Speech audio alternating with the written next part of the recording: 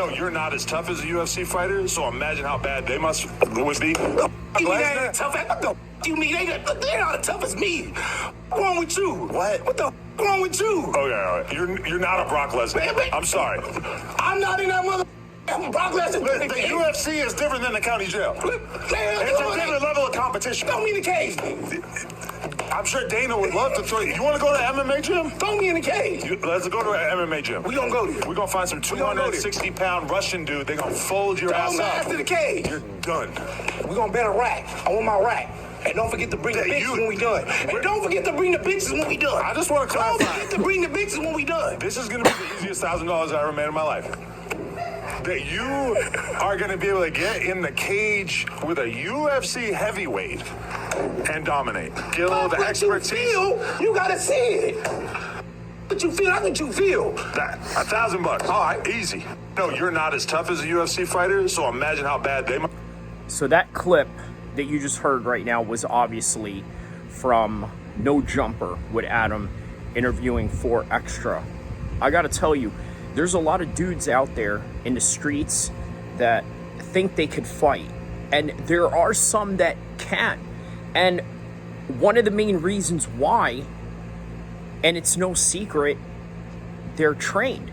They either have grown up doing boxing, or they've either done Muay Thai, Jiu-Jitsu, grew up wrestling, doing a little bit of street fighting, or just a little bit of all of them.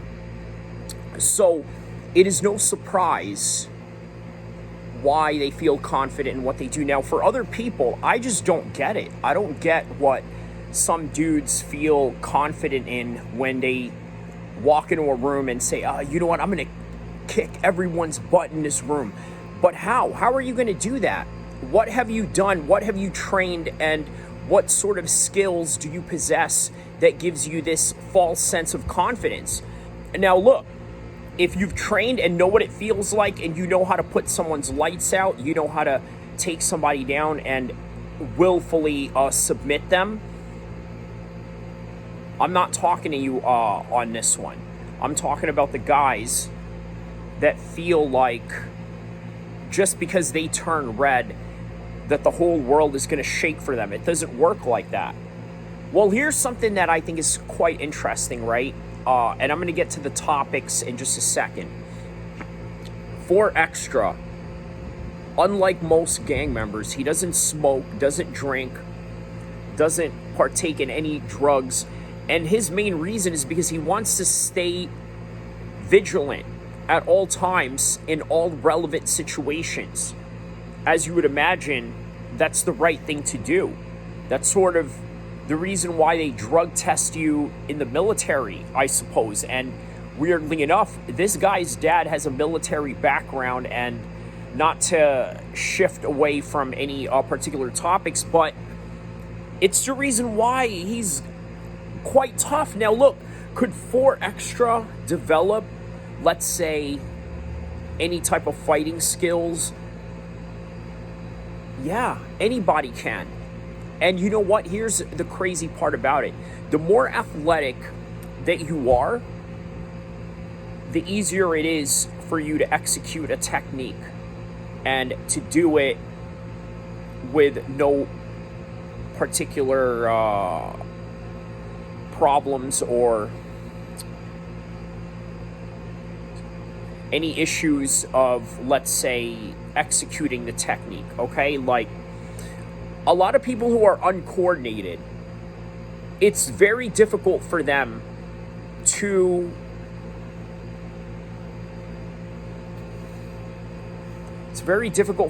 really learn the basics when it comes to jabs, kicks.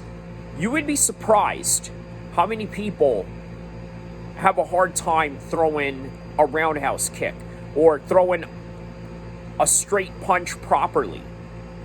Again,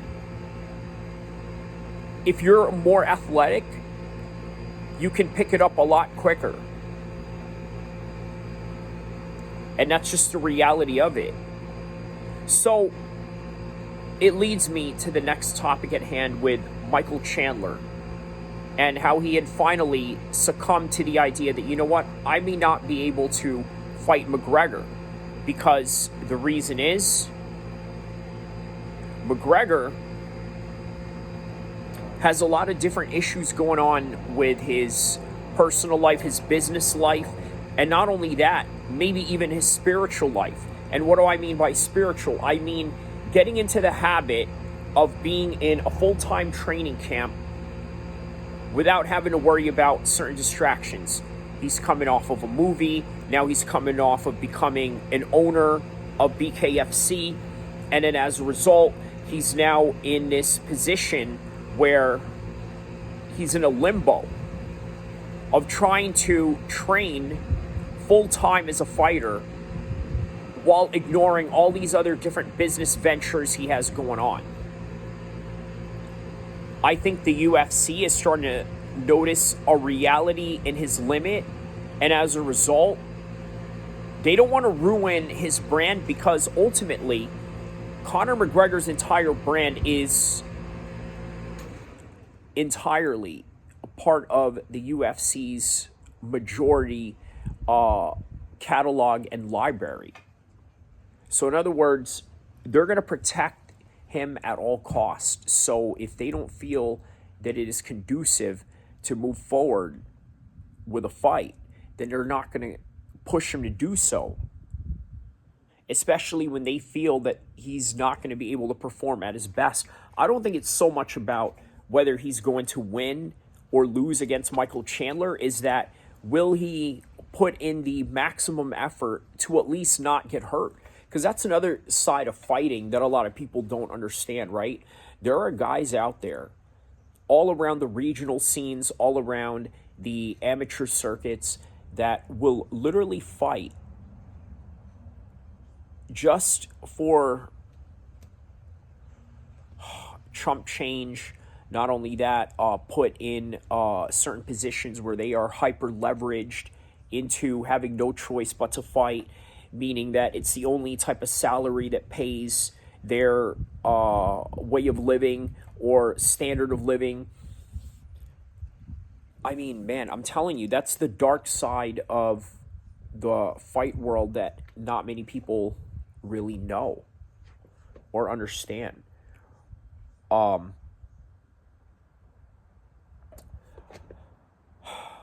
nonetheless, here we are.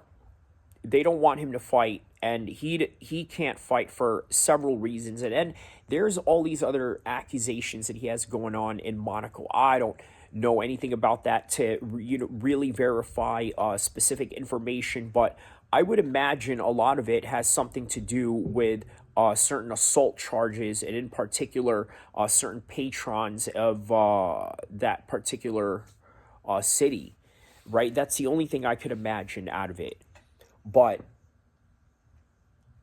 I think there is a good reason why they are not letting him fight. I think one of those reasons is because he has 2 fights left in his contract, and as a result, they don't want him to waste it on a half-ass effort training camp. They want to at least make sure that he gives a good account of himself in one fight, and maybe one fight he actually wins, which ultimately does a whole lot better for the UFC. Or, here's the thing, I think they're also freezing him out due to the fact that he is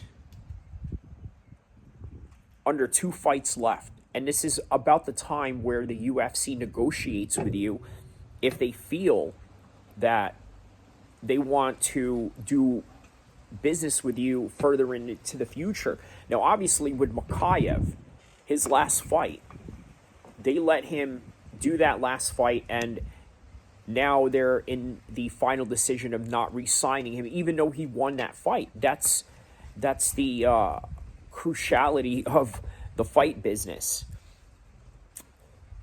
So now here we are.